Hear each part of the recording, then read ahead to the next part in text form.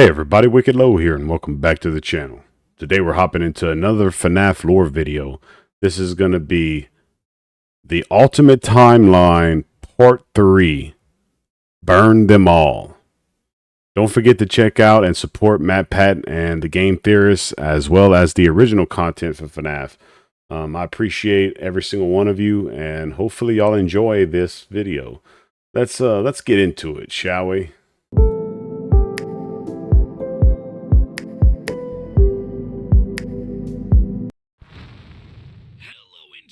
Welcome to Game Theory and page 20 of our final Fnaf timeline. This is getting ridiculous. Last time we covered William Afton's rise as a serial killer, how the loss of his young son in 1983 caused him to make one fateful promise that would ultimately serve as his driving force for decades. I will put you back together. Fueled by grief and obsession, Afton would lose himself in work and drinks. One night in a fit of rage, he lashes out against Henry's young daughter Charlie, his first murder. This moment becomes the first domino to fall in a long sequence of events that ultimately destroys William's life and the lives of those around him. Right. Murder gives Afton a taste for blood, resulting in the deaths of 10 more children across 2 different pizzerias. Those children go on to possess animatronics, giving Afton his first exposure to Remnant and the potential solution for bringing his son back to life. The need to learn more about this miraculous power leads him to produce the Funtime animatronics, as well as their capture devices, robots designed to bring kids to him for experimentation and collection of more Remnant. Except there was one thing that he didn't account for: his daughter's curiosity. He made the robots too appealing, and it would cost him Elizabeth's life. Now with 2 children to put back together, Afton was more desperate and crazed than ever, returning to defunct pizzerias to steal the possessed metal still living inside their walls. What he didn't account for, though, were the ghosts, forcing him to pay for the sins of his past. When Leslie left him, William was spring-locked, bleeding to death behind a secret wall. Gone, but certainly not forgotten, as we're about to see in today's video. Today we're finishing up chapter 2 of our story, wrapping up the Afton era. Over the next 6 pages, we switch our focus to the other main character of the franchise, Mike, a young boy dealing with the fallout of a stupid childhood decision with tragic consequences. A young man whose life is best described as collateral damage, caught in the blast radius of William's whirlwind of destruction. Now, before we begin, let me just rip off the band-aid now. We won't be finishing the timeline today. I know. I'm sorry I wanted to, but covering Fnaf VR, AR, and Security Breach wound up taking me an additional 9 pages of script. And I've already made you wait long enough for this part, so I just had to make the executive call to break this one up into 2. Don't worry, that part is already written. It is already recorded. It is just in the... So this is basically part 1 of the 2-parter. So mark it on your calendar. That one's actually going to be going live on March 25th. It's also coming complete with a live talk back where we go back over everything from the past couple episodes, as well as having ourselves some very special guests. So overall, that one should be a lot of fun. Fair warning, though, the conclusions we've reached that solve Security Breach, they are controversial. I feel good about them. Like, I think that we've locked in on a lot of the answers here, but they're gonna raise a lot of discussion. Let's just say that you're either gonna love that episode or hate it. I don't really think there's gonna be much in between. Oh, that don't sound good. Without further ado, let's cover a chunk of the timeline that's a lot less controversial. Let's meet Mike. William still wasn't back. Weird. Michael knew his father sometimes traveled for work, disappearing for days on end, but usually there was some sort of notice, a phone call, a post-it, something. It's not like Michael and his father were close, far from it, but as a household of 2 suffering men coping with years of tragedy and loss, there was at least some element of communication between the 2 of them. They were united by a name and a shared pain. This time, though, things felt different. William had left nothing. His absence was longer. There were no check-ins, no updates, just silence. Something had happened. If there was one thing Michael knew about his father, it was that he had contingencies, safety checks, backup plans. His father was a careful and guarded man. He held his cards close to his chest, and as such, William had prepared him in the event that something like this ever happened. Normally, his father kept his home office locked, but in the event of an unexpected, prolonged absence, Michael had been instructed to enter his father's office and look behind an empty set of shelves mounted in the corner of the room. Rolling his eyes, Michael entered the office. He never fully understood how William was able to spend so many hours of his days locked up in here. There was just nothing to do. Most of this place was empty. He dragged himself over to the shelf in the corner, expecting to find an emergency contact list, a family safety deposit box. But what he actually found there was completely unexpected. Father, it's me, Michael. I did it. I found it. It was right where you said it would be. The shelf swung open and revealed a giant industrial elevator, one that led straight down into an... Wait, this man had a damn industrial... Hold on. So this man had a giant industrial elevator inside his house. What? What? Home was a secret entrance to an enormous underground science layer? It didn't make any sense. Oh, to a science layer. It didn't make any sense. And yet, here it was. It don't. Mapped directly underneath the floor plan of the house that he'd grown up in, lost his brother in, been tortured in. Michael thought that he'd known his father, a prideful, sad, angry man with petty, everyday problems, but clearly he'd been living with a stranger this entire time. His father had secrets. Suddenly, the days of William being locked inside of his office made sense. He'd been here the entire time. Where was here, though? Was this Circus Baby's entertainment and rentals? The Circus Baby restaurant always did seem to be a deeply personal project for father. A failure of his that cut unusually deep, especially after that first location had to be closed prematurely due to the gas leaks. After that day, father really did seem to change, to lose himself even more in his work. Clearly, the entrance he had found was some sort of secret back way into the facility, one that required crawling through vents to navigate. His father had been working here, but in secret. Why? And that's when he found her. At the end of the facility, Circus Baby, his father's pride and joy. Except something was different about her. She wasn't like the others. The way she talked, the stories she told. This wasn't just a robot. She was alive somehow. And not only was she alive, she also felt familiar. There is something bad inside of me. I'm broken. I can't be fixed. Will you help me? Was this his sister? William's baby girl? But how?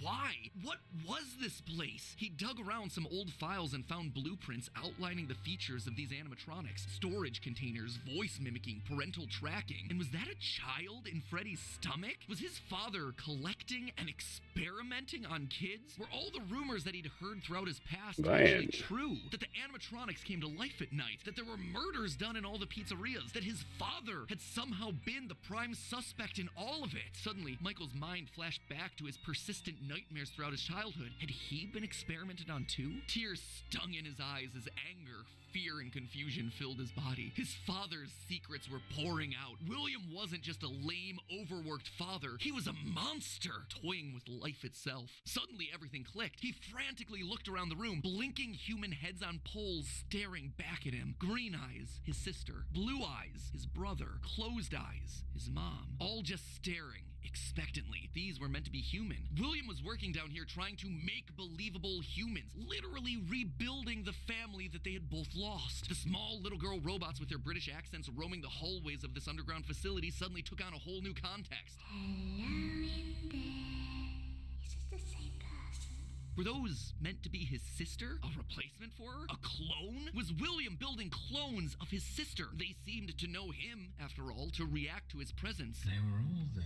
They didn't recognize me at first, but then they thought I was you. He always did have a bit of a resemblance to his father. Michael's mind reeled as the reality of his world crumbled to dust. No, he... So they were thinking that he was If this really Afton, like his dad, and not him. These things were human souls, whatever remnant of the humans that they once were. They needed to be rescued. They always put us back inside. There's nowhere for us to hide here. Led by the voice of Circus Baby, he marched through the now empty halls of the Funtime Auditorium. He would lead them. He would protect them. And finally, he would be able to forgive himself for the killing of his brother so many years... You are in the scooping room now. The scooper only hurts for a moment.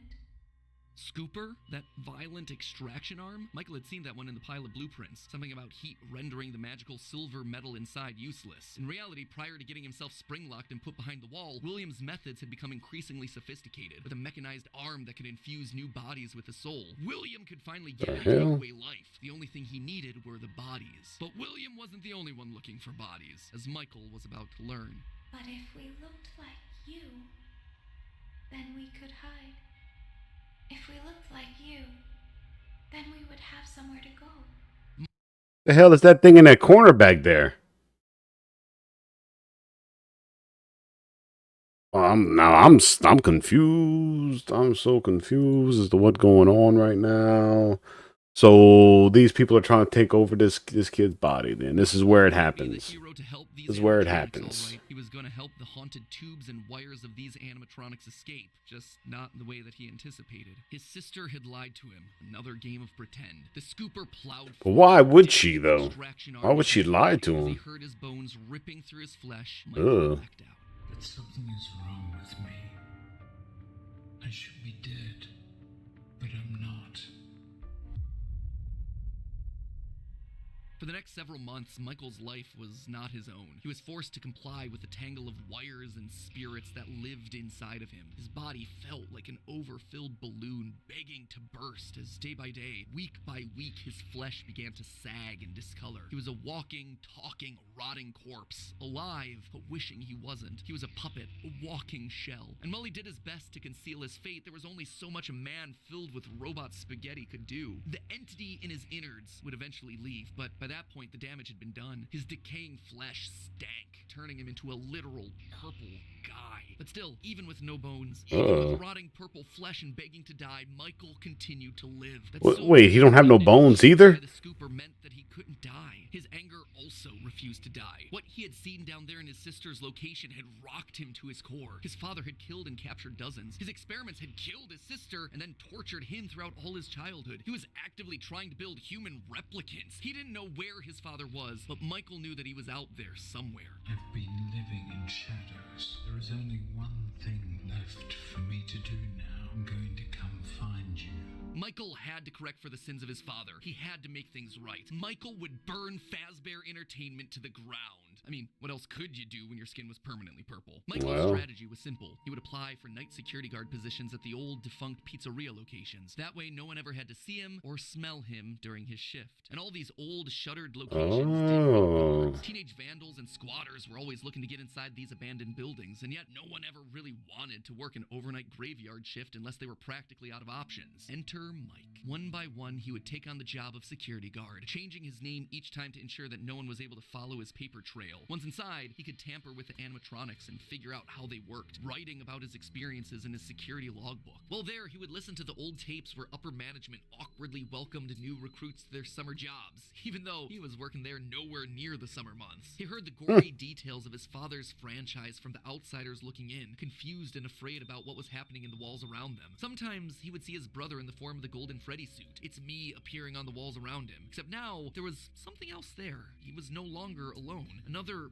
angrier presence was also in the suit, as if two spirits were forced to share the same body. And Golden Freddy would attack him now. It was aggressive. Its vengeance wanted to lash out at anyone with the Afton name, anyone who wore a security guard outfit. Over time, Mike worked his way through the old restaurants, the original pizzeria, the bigger, better Freddy Fazbear's. He spent weeks there looking for clues as to his father's whereabouts, and each time at the end of his week shift, he would then set the location on fire. Remnant can't survive high temperatures after all. So burning away whatever spirit-laden animatronics that still existed inside seemed like a winning strategy. All this revisiting of his past, though, was causing the nightmares to begin again. Hallucinations that brought him back to his childhood. The guilt around killing his brother. His dreams were oddly mixed with the shrill phone calls of the security guards.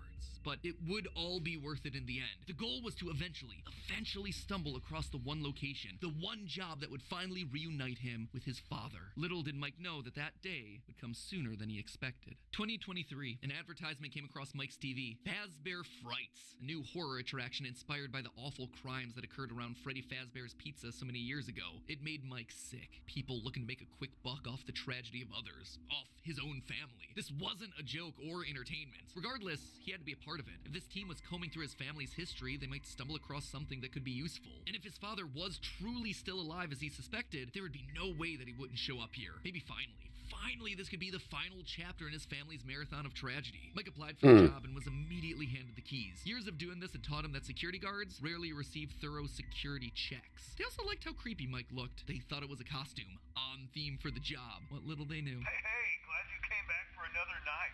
I promise it'll be a lot more interesting this time. For weeks, there was nothing. But just as Mike considered giving up, he received the call that he'd been waiting for years. You're not gonna believe this. We found one. A real one. Could this finally be him? Sure enough, there he was. William inside his iconic golden Bonnie springlock suit. Only now it was green and decaying with age. And there they were, a small family of broken family reunited. It's been a long time, Dad. Mike had always struggled with the phantoms of his past haunting him, but now all the animatronics he'd encountered over the past months, hopping from pizzeria to pizzeria, suddenly sprang to life, their burned faces haunting him as he tried to keep track of his father on the cameras. It would seem that William's mere presence had put the spirits on high alert. Ultimately, they were harmless, more annoying than anything else, but there was one that felt different from the others, one that was more than just a mere phantom. The security puppet. If he looked at the cameras at just the right moment, he could see it floating there through the halls. He could even see its reflection in the water pooled on the ground. It would seem like he wasn't the only one there on a mission. While he was dealing with Springtrap, Michael assumed that this one was likely dealing with the spirits of this place, finally setting them to rest. Hopefully this means a happier day for all of us, Mike thought to himself. And in that moment, Why? Who was that? Around him release, like pressure being let out of a bottle. The building sighed, as if 5 spirits had finally been allowed to move on. He had the sense that his brother was a part of them. He rigged the wiring inside the building to misfire, and the dry, desiccated walls erupted in flames. It is finished. Oh, this dude was just a straight pyromancer then. Except it was not. Oh, of course not. Through sheer force of will, Afton remained. He had survived, and Mike would need to find a new way of finishing off his father. Luckily, the solution would present itself later. Okay, so not from Mike. here's my thing though. Already out the gate. So basically, the fires were to kill off the remnant, right? Because they say remnant cannot sustain high temperatures. So if so, is that saying that Afton is not a remnant? Like he's not technically remnant. He's basically like a ghost or a living dead thing. Is that the reason why he's not fully dying? Like what's going on with that? Because by logic, shouldn't his remnant, if he is in fact remnant after he died, shouldn't he have been burnt off? Like so say the rest of them? There's a couple of things like that and the whole Mike situation. Because there's one part where he says, you know, they go back and they say that, oh, you know, I don't understand why I'm not dead yet after they scooped him. Is it possible that like not only did those that entered or whatever the hell they call it enter his body and control him, but the scooper actually left some of his spirit or remnant in his body. So once they left, he technically still is him. Like, I mean, that seems like that would kind of be plausible. So like, it's technically him. It's just his spirit. That's how he's able to still be alive. Technically not alive. Like he's dead, but not dead. Is because his remnant is like holding on to his body. And like he was saying, because of him being so angry, it's keeping him up and alive. I don't know. That's just one of my theories so far on listening to this. Anyway, let's get back to it. But from another victim that had been left in his father's wake. We're talking about becoming a Fazbear Entertainment franchisee. Restaurant ownership and management. Something almost anyone can do with a limited degree of success. You are now the face of the newly rebranded Freddy Fazbear's Pizza. Fazbear Entertainment as a brand had been closed for years. William had been stuck in a suit and a wall. The only person who legally could bring the franchise back was Henry, but he'd largely pulled out of the franchise around the time of his father's disappearance. Something was up. Surely this had to be some kind of a trick, right? Mike, doing what he did best, applied for a franchise and immediately got the job. There was just one thing out of the ordinary. Paragraph 4. If you are playing this tape, that means that not only have you been checking outside at the end of every shift, as you were instructed to do, but also that you have found something that meets the criteria of your special obligations under paragraph 4. No employment contract he'd ever signed required him to keep special lookout for independently moving animatronics outside the restaurant. Now he knew something was up here. Henry was luring them all back. Rather than trying to go to them, like Mike had done for years, Henry was doing the opposite. He was putting them all under the same roof. He was finishing them off for good. Mike knew this wasn't meant to be a restaurant. It was meant to be a prison, a containment vessel, a locked box meant to trap them all in so they could finally end the madness. It took a few nights, but eventually everyone was there. His father, the puppet, the robot Spaghetti that had once violated his body, and his Robot sister, Spaghetti? relentlessly devoted to serve the man that had once gotten her killed. It was time. He had been instructed to seal the doors and leave, but while he locked everything down, he didn't move on. If this was truly meant to be the end, if the remnant needed to be washed away, he needed to be a part of that. This is where your story ends. And to you, my brave volunteer, who somehow found this job listing not intended for you. Although there was a way out planned for you, I have a feeling that's not what you want. I have a feeling that you you are right where you want to be. And to you monsters trapped in the corridors, be still and give up your spirits. They don't belong to you. For most of you, I believe there is peace and perhaps more waiting for you after the smoke clears. Although for one of you, the darkest pit of hell has opened to swallow you whole. Oh shit. The devil waiting, old friend. And with that, Oh. Afton Legacy died. Henry got his William was revenge. trapped inside of a literal box. As the flames danced around the office, Mike, for the first time in decades, was happy. But William wasn't gone yet. Although the darkest pit of hell was open and waiting for him, something or someone wouldn't allow him to move on. Instead, he found himself locked in moments from his past. The pizzeria, his son's room, his underground bunker. It was as if his brain's neurons were all firing at once, overloaded, mixing and matching all his biggest fears, regrets, failures. What was this place? How did he get here? He called out into the silence.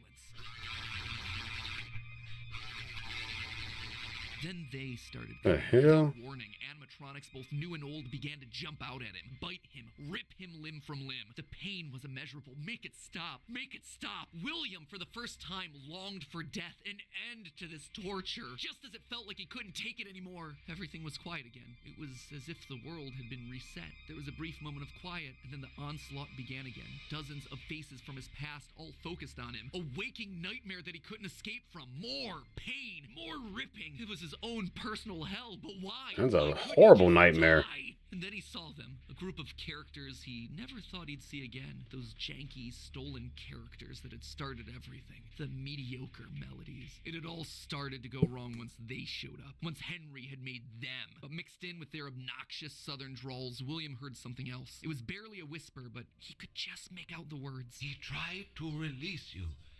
He tried to release us. But I'm not going to let that happen. I will hold you here. I will keep you here. No matter how many times they burn us. That voice. Damn. He knew that voice, but from where?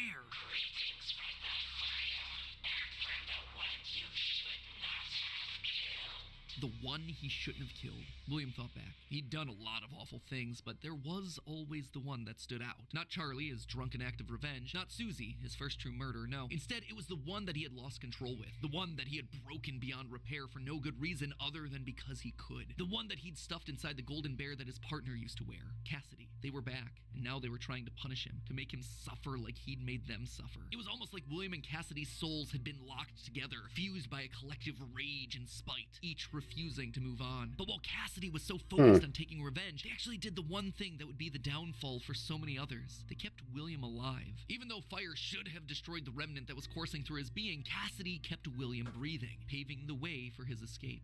Okay, well that answers my question from earlier. There we go. All right, understandable. So she's the one that's keeping him alive.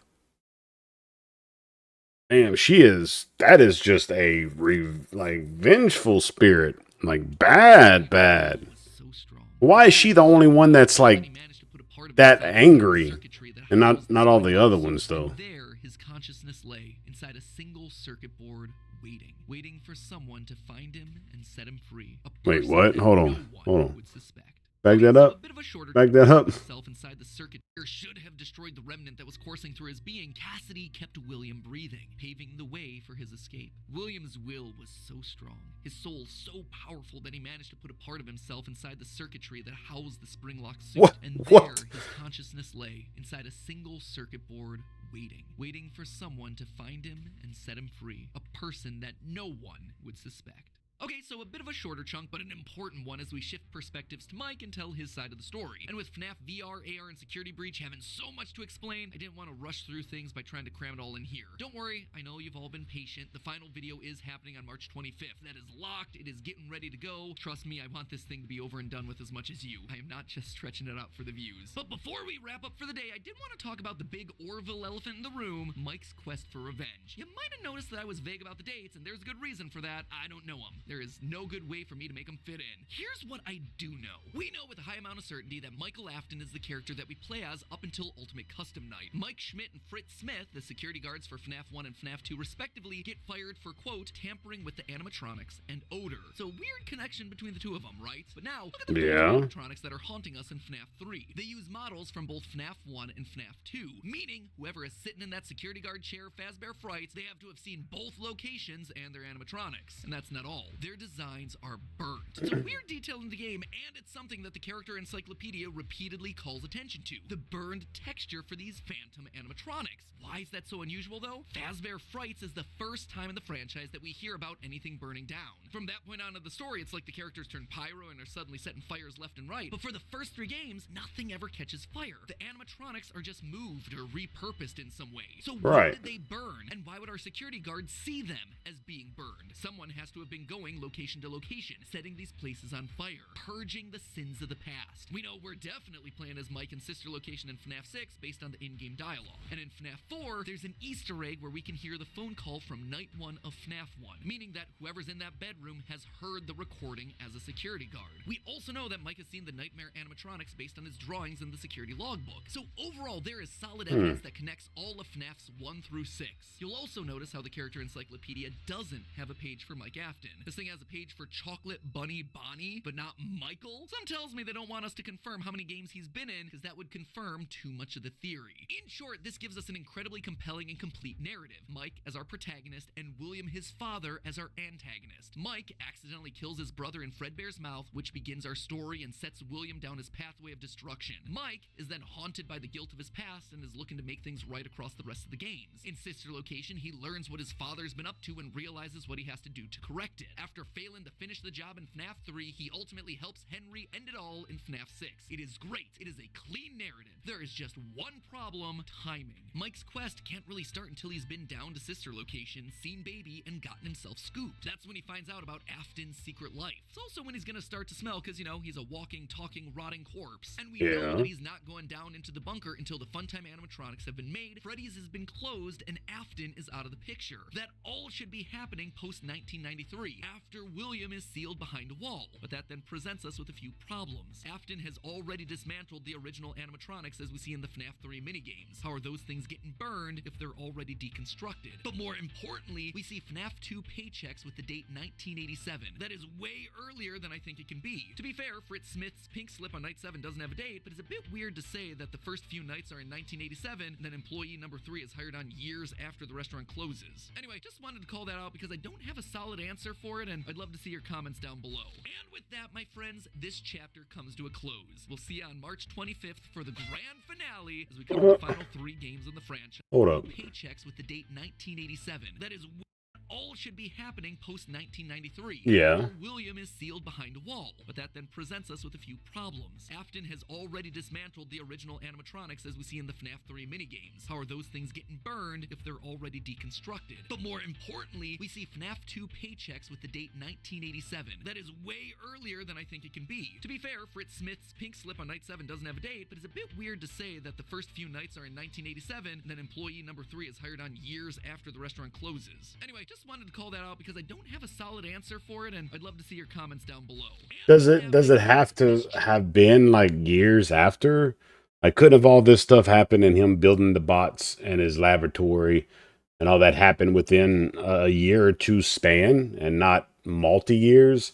Like, basically, it could be a lot of back and forth with the games, whereas like the game is showing you present time but also showing you flashbacks of what was.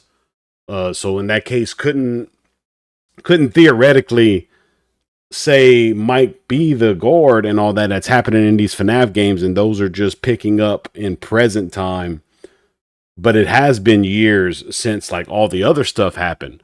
But like say 1987, that check couldn't have like the bots been killed, like the bots been burnt after they've been deconstructed technically. Just because they were deconstructed doesn't mean they were fully deconstructed either. Like, do we know the extent of the deconstruction that Afton did before he got clamped, basically? And if so, what's to say that the remnant or the ectoskeletons couldn't have still moved separately and done? I don't know. Like it is kind of crazy and weird. I might end up having to like actually think deep into this and come up with my own theory though. That does sound pretty interesting. See you on March 25th for the grand finale. As we cover Is the it final done? I think this is it's over. controversial answers we think solves what those games were trying to tell us. So definitely try to give you a headache though. Remember, even though Afton kind of succeeded in being brought back to life, gotta admit, he's still looking a little bit on the dry, dehydrated side. I suppose 3 fires and being dead for a decade will tend to do that to you. Fortunately, thanks to today's sponsor, Air Up, I think we So all right, so that's it for that. Yeah, that's a lot. I'm gonna actually try to come up with my own little theory. I think by the end of this and see what's gonna happen. Hopefully everybody enjoyed this content. If you did, don't forget to hit that like button, subscribe to the channel, comment down in the comment section below, and share with your friends and family. It helps this channel tremendously. And I'd like to know about your comments on the matter. How much y'all actually like this FNAF lore stuff? Is it also confusing to you as it seems like it is to me? What else y'all like me to do? I'm thinking about actually playing some of the FNAF games. So if y'all interested in seeing me scream like a little girl and probably not ever beat any of them, let me know in the comments. So I might be able to try to get something like that done. So yeah, I guess we're going to go ahead and end this. We're going to hop into the next video, hopefully later on this week. But yeah, so on that note, hopefully everybody has a great morning, a great evening, and a great night. And I'll catch you on the next one. Bye.